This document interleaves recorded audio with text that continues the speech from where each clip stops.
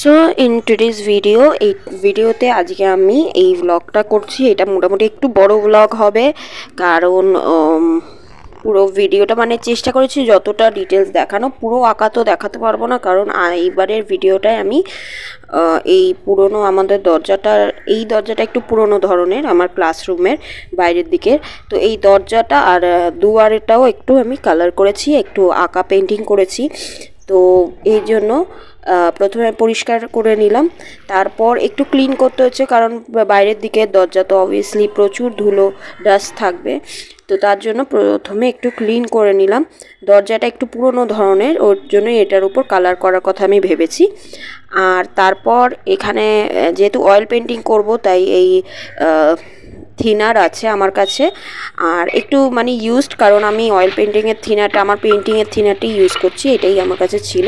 আর paint কিছু কিনেছি, ব্রাশও, এই ব্রাশগুলো আমি পেন্টিংয়ে ইউজ করি, করে থাকি বড় ক্যানভাসের ক্ষেত্রে এই বড় ব্রাশেসগুলো ইউজ হয় আমার। যদিও এগুলো ঘর পেন্ট করারই ব্রাশ আমি জানি, কিন্তু আমি প্রথমে আমার পেন্টিংয়ে ইউজ করতাম। তো এখানে একদম প্রথম দিকে, যেহেতু একদম ফার্স্ট টাইম আমার ছিল এত বড় একটা জায়গায় করার, তো আমার হাতে মানে কি বলবো, প্রচুর রং ওয়েস্ট হয়েছে এরকম হাতে ফাতে লেগে। কিন্তু তাও আমি কষ্ট করে করেছিলাম, কারণ ফার্স্ট টাইম এই করছিলাম। অনেকেই বলছিল এইটা থেকে, এই এক্সপিরিয়েন্সটা থেকে এটাই পেলাম যে অনেকেই বলছিল যে করে কী লাভ, শুধু শুধু বাইরের দিকে এমনিতেই তো কালারটা নষ্ট হয়ে যাবে। তাও আমি চেষ্টা করছিলাম, কারণ এখনও অবধি আমার মানে লাইফে এরকমই হয় যে যেহেতু অনেক আশেপাশে যারা এল্ডার্স আছে, বড়রা আছে, তারা অনেক সময় বলে, এটা নয় যে সবসময় ভুল বলে, বাট জীবন তো সবার আলাদা। তো অবভিয়াসলি এইটা ভাবা উচিত যে কেন অনেকেই অনেক কিছু বলে যে এটা করো না, এটা ঠিক না, আমরা আমাদের সময় তো এটা করে এটা ঠিক হয়নি, আমরাও তো নিজের জীবনে অনেক কিছু চুজ করিনি, অন্যের অনুযায়ী চলেছি, বাবা মার কথা শুনে চলেছি। তো সব সময় শোনাটা আমি মনে করি না বাঞ্ছনীয়, কারণ জীবন তো একটাই।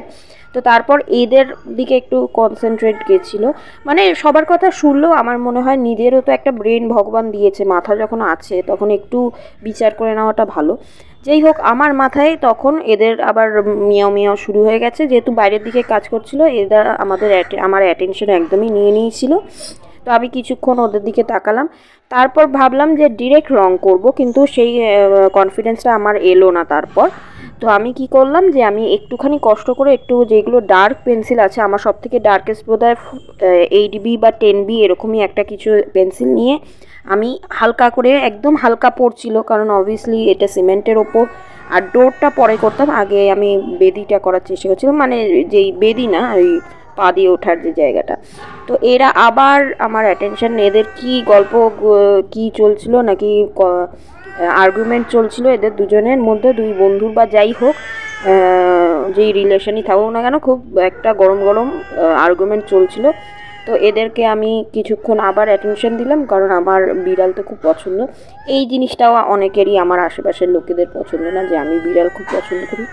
তো এই ভিডিওটার মাধ্যমে এটাই বলতে চাইছি যে নিজেকে চেনাটা খুব দরকার, যে আমি কি পছন্দ করি। আমার আশেপাশে, আমি হয়তো একটা পরিবারে জন্মেছি, সেটা তো বাই অ্যাক্সিডেন্ট, কিন্তু ওটা তো আমার চয়েস ছিল না। কিন্তু অবভিয়াসলি আমি একটা মানুষ, এবং আমার নিজস্ব একটা পছন্দ অপছন্দ আছে। আমি অনেক কিছুই করতে চাই যেগুলো হয়তো পরবর্তীকালে বোকামি হয়, বা সবাই মনে করে আর এইটা করে তো কোনো লাভই হলো না তোর। কিন্তু না করলে আমি বুঝবো কী করে যে এটাতে লাভ হতো না লস হতো। তো না করলে তো সেই আমার সেটা আবার আরেকটা অন্য রকমের লস হতো, যে আমি সারা জীবনই ভেবে যেতাম কেন করলাম না। তো তার জন্য করে অনেক কিছু শেখা আমার মনে হয় খুব দরকার আছে জীবনে। ভুলটা থেকে না শিখলে আর কোথা থেকে শিখবো, তাই না? এই শোনা কথাগুলোই বলছি, কারণ এগুলো আমার এইবার এক্সপিরিয়েন্স করে হয়েছে।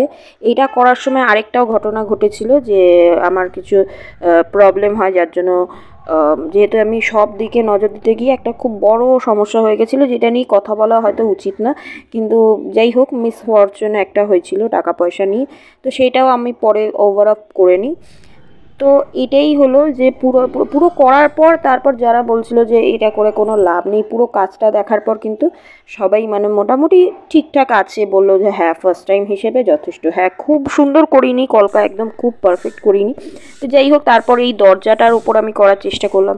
আমি পুরোটা অন্য একটা কাজ করব ভেবেছিলাম, কিন্তু তারপর আমার মনে হলো একটা নটরাজের মতো করি। হঠাৎ মাথায় এলো, বইয়ের ওপরে একটা ছিল, আমার একটা বইয়ের ওপর নটরাজের মুখটা দেখে মনে হলো না এইটা আমি করব। তো সেটাই শুরু করলাম। অনেক বড় কাজ, তাই পুরোটা দেখাতে পারিনি। এই হচ্ছে ফুল, একদম পুজো, সরস্বতী পুজোর আগের দিন আমি লাস্ট ডেতে আমি ফাইনালাইজ করেছি, একদম শেষ করেছি।